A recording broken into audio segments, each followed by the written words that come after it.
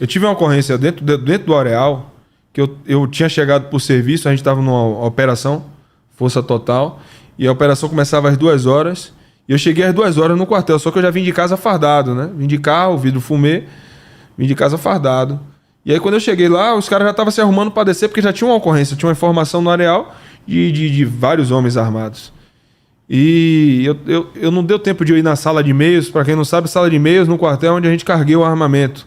Eu pego uma arma longa, né, que normalmente o Petro todo opera de arma longa. Então eu tava com minha pistola, né, e 2 carregadores, 40 munições. E a gente desceu no Areal. Nesse tiro eu troquei tiro com o tal de Beneu. Foi Beneu ou foi o finado Jucimar que morreu agora aí? Né? Um dos caras mais perigosos, um dos cabeças mais caras do CV, foi morto no Buracão pelo choque, pelo batalhão de choque, que representou bem a polícia aí. Esse cara, ele tá envolvido, não sei se você soube o caso dos vigilantes que foram mortos lá no Itaigara, que é do lado do Nordeste. Porra, eu vi, mano. Mataram um vigilante, o outro foi baleado e ainda tomaram as armas dos caras. Eu vi, esse vídeo rodou o Brasil na época. Quem matou foi ele, Jucimar. Tem um ano já quase isso, né? Quem matou foi ele, Jucimar. E aí mostra a cena, né? Eu vi isso em reportagem, o cara saindo do carro, o vigilante, porra, bancando atrás do poste, aí o cara passa, né? E ainda mata o vigilante e ainda pega a arma e vai embora, né? Exatamente. Ainda ganhou uma arma pro crime, né? É. Mas o vigilante foi resistência. Foi, irmão. porra. O cara bancou com um revólver, com um tambor com 6 munições, e ele de pistola, né? E o cara bancou. E esse Jucimar, ele... Inclusive, num outro podcast que eu fui, no Pod Tchaca, né? Um abraço para meu irmão Tchaca Tchaca, aí, o cara que me deu a oportunidade e me deu essa notoriedade. Devo muito a ele, é meu irmão, minha família, aí também. E durante o Pod Tchaca, esse Jucimar até me ameaçou, pô. Disse que ia me matar fardado. Vai morrer fardado, já dei muito tiro na 4030, que é a viatura da gente, do Petro. 4030 e a 4022, né? E, ô Jucimar, não conseguiu matar o índio. Correia tá aqui. E ele tá lá, né? Que sirva de exemplo para outros que tentam se propagar indo para cima do polícia, que vocês podem até bancar com o polícia, mas o Estado não. Se o Estado manter esse foco aí, logo logo eles vão arregar ou vai para outro lugar, né, irmão? Ou vai todo mundo cair no colo do capeta. Tem que ser o lema do Estado de Goiás aí, cara. Ou muda de profissão ou muda de Estado. Exatamente. Porque aqui não vai se criar. E nesse dia, irmão, eu tava com a pistola, 2 carregadores, aí eu falei com os caras, irmão, vou descer. Os caras, não, rapaz, termine, vai pegar sua longa que a gente vai lá atender a sua ocorrência. Eu falei, não, pô, peraí, eu vou, pô. Aí rola um puta aqui, pariu, rola uma situação lá e eu não tô, minha consciência vai pesar. Porra, o colega bancou, foi baleado, tomou alguma coisa e eu não tava, pô. Não, eu vou, peraí que eu vou. E aí desci com os caras, nesse dia eu me bati com o Jucimar, foi o tal do Benê, tava com um fuzil, pô, uma AK-47. E a gente desceu, eu consegui tomar ângulo aqui e vi os caras. Eu falei com o comandante, com o Orlandão, irmão, fuzil, os caras tá armado ali. Orlando, segura, porque a gente não tem condição de bancar, deixa os colegas chegar. Porque o colega vinha outras viaturas por outras entradas, né, que davam acesso ao areal. E nessa de segura, ele fez assim, ó. Aí me viu, a pontinha da minha cabeça, a farda marrom. Aí quando ele viu, pai, que ele tentou levantar o fuzil, foi a minha pistolinha batendo dentro, pai. E tome. Só vi o ferrolho abrindo, tirei um carregador e tome outro, e tome. Ele correu pra dentro do beco da mangueira, passou. Ele tomou, foi baleado. Não morreu, né? Tanto não morreu que depois ainda matou o vigilante e matou todos os outros aí. Passou o fuzil na bandoleira pra outro bicho, o bicho saiu, pai. E nisso que eu comecei a atirar nele, Glauber, eu progredi. Então eu saí do abrigo que eu tava e fui. Porque eu vi que eu tava na constância. Eu falei, você não vai atirar em mim, irmão? Ele tentou levantar, mas só que eu tava chovendo nele. E alvejei ele, né? Então, quando ele passou na bandoleira pro outro, que o outro abriu, eu tava todo exposto. O cara deu uma chuva de fuzil. Botou no modo fui, aí... O meu abrigo foi um passeio desse aqui. Eu me joguei no chão e me abriguei no passeio. E eu, porra, só escondi a cabecinha, que de pequena minha cabeça não tem nada, parece uma bola de beisebol. Botei de lado assim, tentando dar uma de Matrix. Esse me esquivo aqui. E ele não acertou, né? Quando eu vi que acabou o carregador, eu levantei, tome de novo. Sacana correu, conseguiu evadir, né? Nesse dia chegou 2 bonecos já mortos lá no HGE e a comunidade que socorreu, porque a gente não viu. E quando chegou lá no HGE, foi tiro deles mesmo. Acho que na agonia um atirou no outro. Porque quando a gente... Auto de resistência, a gente vai até o final. A gente apresenta e dá socorro. Né? O cara, normalmente, até auxílio médico, ele pede lá dentro da favela mesmo. O médico vai lá dentro, o enfermeiro vai lá dentro fazer sutura. Né? Só quando o caso é mais grave, que não tem jeito, que os caras saem, se expõem. Né? Porque eles têm medo, né? De se expor, sair da favela. Não é só por causa do polícia, não. É porque chega o informe, até nas facções rivais. Ó, fulano tá no hospital aí.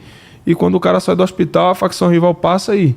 Como aconteceu até com um tal de Manga, que foi envolvido até na morte do policial Gleidson do Choque, né? Manga foi assim, ele foi baleado pro hospital. A facção rival do BDM pegou ele na frente do hospital, tirou da SAMU e executou. Sacou? Então, eles, se puderem, eles se tratam ali dentro do hospital mesmo. Esse Manga, ele tinha sido baleado numa ocorrência com a polícia. Numa ocorrência com a polícia. Aí chegou no hospital. Só que ficou lá dentro da comunidade, a polícia não conseguiu chegar nele. Ele evadiu. Nesse dia teve até um AR de Pablo, né? Tava com a 380 na mão. Né? E esse Pablo que era? Era um dos caras envolvidos. Era soldado. Não era cabeça a cara não, mas era aquele soldado que fazia frente. Mas esse Manga era? Manga já tinha um histórico já pesadinho, né? Manga já tava fazendo carreira. Mas a facção rival passou o rodo em Manga. Aí veio a informação, os caras foram lá no hospital. Foram lá no hospital. Quebrar ele. Foram lá no hospital. Porque até dentro do tráfico mesmo, o cara que tá abaixo na hierarquia deles cobiça o cargo de quem tá acima.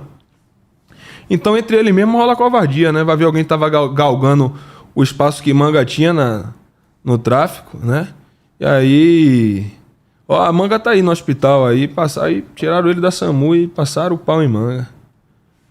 Né? E isso acontece muito. Então, assim, quando eles podem, a gente já pegou várias vezes lá, lugar com maca, com soro.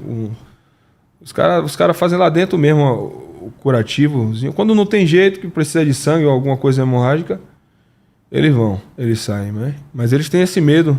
Né? Não é nem da polícia, é medo da facção rival, porque é um momento que eles não tem como sair de bonde fazendo segurança até o hospital, porque vai confrontar com a polícia. Então vai sozinho, vai na moita, não fala a ninguém, mas a informação chega para a facção rival, os caras... Pois é, irmão, e o polícia ele vai agir dentro da legalidade. Né? A gente só age dentro da legalidade. Então, assim, o cara tá lá no hospital, ele vai preso. Não, ele iria ser preso... Né? Mas no caso dele, eles chegam assim, foi baleado numa ocorrência policial, o cara chega no hospital e não fala, eu fui baleado numa ocorrência policial porque eu tava trocando tiro com a polícia. Ele fala, fui assaltado, fui vítima de assalto, aí tomei um tiro. Né? E é assim, pô. Eu digo o seguinte, né? Tu falou, ele não tem nem medo da polícia, ele tem medo do rival. Porque o rival, a regra é outra, né? A lei é outra.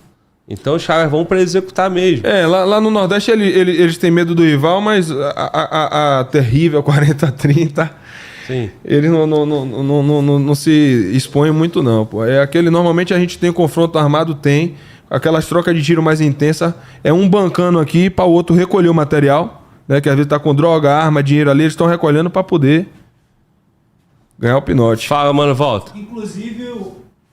Inclusive, eu achei aqui uma reportagem que fala dessa situação do Manga, né? Uhum. Descrevendo que ele foi retirado do SAMU e executado num sábado à noite. O relato aqui do noticiário é que chegaram 2 homens numa moto, tiraram ele da ambulância e deram vários tiros. Aí fala que o bandido era conhecido como Manga e estava envolvido na morte do soldado Gleidson.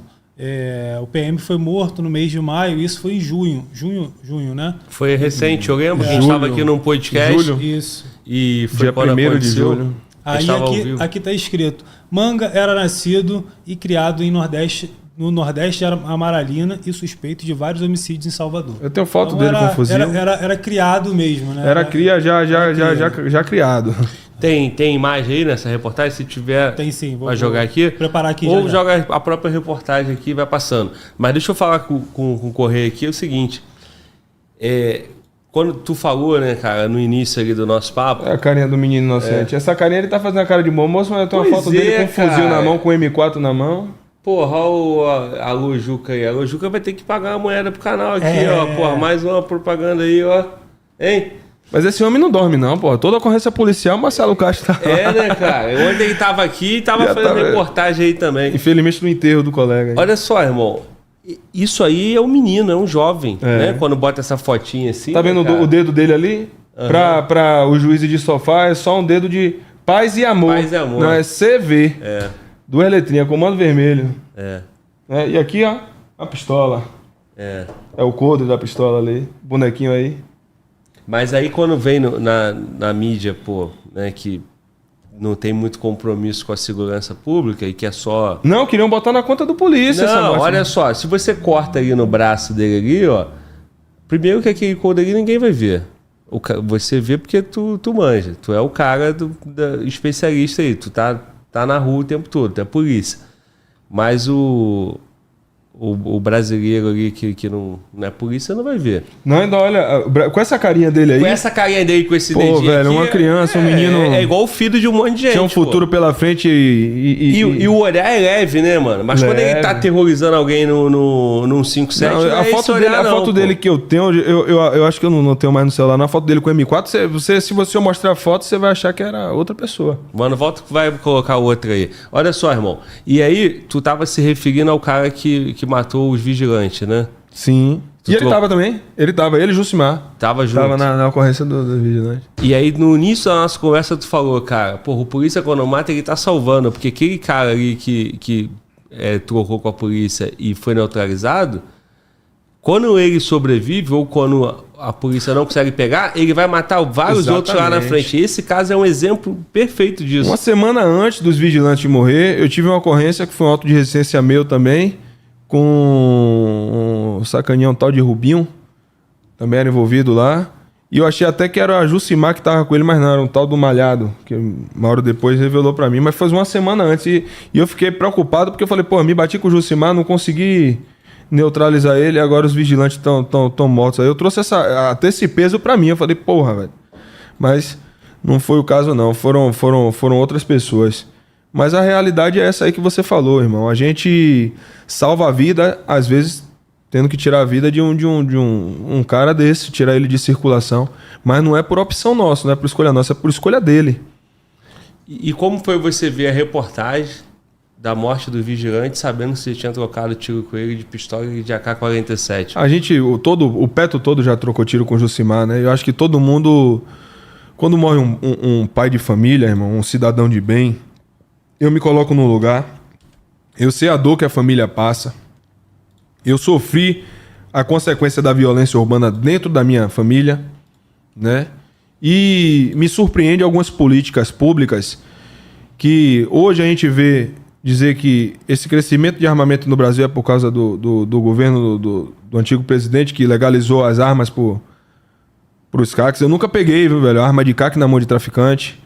A gente vê a política pública que vem falando aí da descriminalização da maconha, mas mesmo com a descriminalização da maconha, o acesso à droga ainda continua sendo através do tráfico, né? Então a gente vem com uma política pública aí que proíbe a Polícia Rodoviária Federal de estar incursionando em favela, e aí a polícia número 1 do mundo em apreensão é a nossa Polícia Rodoviária Federal. Isso tá aí para todo mundo, quem quiser pesquisar, ver. Né? Aí vem a questão da câmera nos coletes. Eu queria que o pessoal que está em casa juntasse esse quebra-cabeça todo e me diga qual é o resultado dessa equação. Se realmente é uma maior efetividade policial ou se só vai enfraquecer a polícia e fortalecer o crime. Que é isso que o povo precisa acordar. Inclusive, o morador de comunidade que quando vai votar, ele esquece que aquele voto dele... Quem mais sofre é o povo de comunidade mesmo, pô. Quem mais sofre é o povo de comunidade. E aí quando acordar, às vezes já tá tarde. A corda já partiu, porque a corda sempre parte pro lado mais fraco. É a polícia e o povo da comunidade que mais sofre com o crescimento do crime. Entendeu? Então, as pessoas que estão... O Senado, a Câmara, os deputados... Hoje, o Brasil, a gente vive, como eu estava falando ontem, lá no nosso podcast, é uma engrenagem. A gente, para falar de violência, a gente vai ter que falar de educação. A gente, para falar de violência, a gente vai ter que falar de saúde. A gente, para falar de violência, a gente vai ter que falar de cultura. Não é só violência, o tráfico de droga aumentou e a violência... É uma engrenagem, pô. Que só vem enfraquecendo um lado e fortalecendo o outro. Né? Eu vou citar aqui o caso de Gabriel Monteiro, no Rio de Janeiro, que foi um vereador que caminhou muito para cima do sistema. Jogaram uma casca de banana e ele errou. Ele teve relações sexuais com a de menor. Todo mundo sabe que foi com consentimento, mas era menor de idade.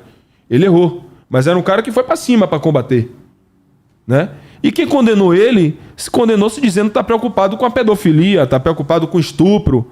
Mas hoje nas escolas, esses mesmos que estão preocupados com pedofilia, estão querendo lançar cartilha para criança de 5, 6 anos entender sobre sexualidade, que não é tema de criança.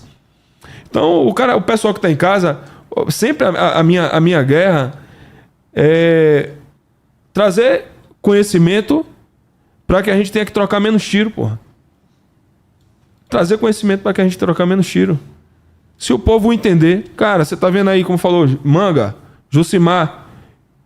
Esse ano a Rondesp mandou também pro Quinto dos Infernos, Leandro P., que era um dos cabeça-cara lá do Nordeste. Né? Então...